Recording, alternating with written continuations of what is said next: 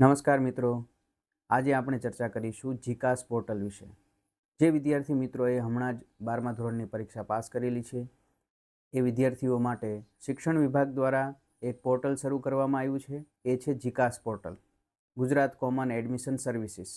આ જીકાસ પોર્ટલની વેબસાઇટ જે છે એ ખાસ તો આપ નોંધી લ્યો, jikas.gujgov.edu.in। આ વેબસાઇટની આપ મુલાકાત લેશો તો તમને સંપૂર્ણ માહિતી પ્રાપ્ત થઈ જશે। સૌપ્રથમ તો આપે શું કરવું જોઈએ એ જરા સમજી લ્યો। આ વેબસાઇટ ઉપર જવાનું છે અને ત્યાં મોબાઈલનો તમે ઉપયોગ કરતા હશો તો તમને વચ્ચેના ભાગે 3 લાઈન દેખાશે ઉપરના ભાગે, તો તે 3 લાઈન જે છે એને તમે ક્લિક કરશો એટલે તમને ત્યાં એક સાઇડ બાર ખુલશે।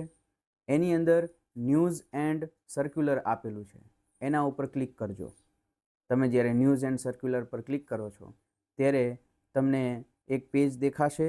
એની અંદર આપણે ખાસ જોવાનું છે અંડર ગ્રેજ્યુએટ રેગ્યુલર, એને તમે જ્યારે ક્લિક કરશો એટલે નીચે તમે સ્ક્રોલ ડાઉન કરીને જ્યારે આવશો ત્યાં તમને મુખ્ય 4 PDF જોવા મળશે।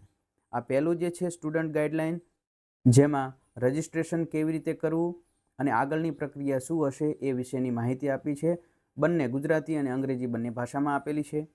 ત્યારબાદ છે શેડ્યુલ ઓફ જીકાસ અવેરનેસ પ્રોગ્રામ, એની અંદર જીકાસ વિશેની જાગૃતતા આવે વિદ્યાર્થીમાં અને વાલીમાં એ માટેના શેડ્યુલ મૂકેલા છે, જે ખાસ તમારે એ શેડ્યુલ જોવા જોઈએ અને એ મુજબ જ્યાં ક્યાંય પણ કાર્યક્રમો યોજાય છે ત્યાં તમારે હાજરી આપવી જોઈએ, જેથી તમે માહિતગાર થાવ। ત્રીજું છે સ્ટુડન્ટ ઇન્ફોર્મેશન બેનર, એની અંદર એક બેનર તૈયાર કરવામાં આવ્યું છે જે વિદ્યાર્થીઓને માહિતગાર કરશે। અને ચોથું અને અગત્યનું છે અંડર ગ્રેજ્યુએટ શેડ્યુલ। આ આખી જે એડમિશન પ્રક્રિયા છે રજિસ્ટ્રેશનથી લઈને એડમિશન સુધીની, એ કયા કયા તબક્કાવાર અને કયા કયા સમયે તારીખે થશે એની વિગત આપેલી છે।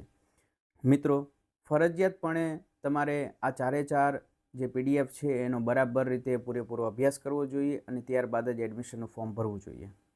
હવે વિશેષમાં મારી જે એક કોમન લિંક છે એ હું અહીંયા આપી રહ્યો છું, બાયોસાઇટની કોમન લિંક છે।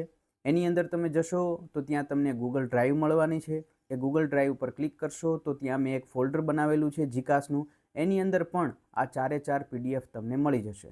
તો ચોક્કસથી તમે એની મુલાકાત લેજો અને સૌ પ્રથમ કામ છે કે આખી બાબતને સમજી લેવી। તો એ PDFનો પૂરેપૂરો અને સાચો અભ્યાસ કરો અને પછી જ આગળ વધો। ખૂબ ખૂબ આભાર।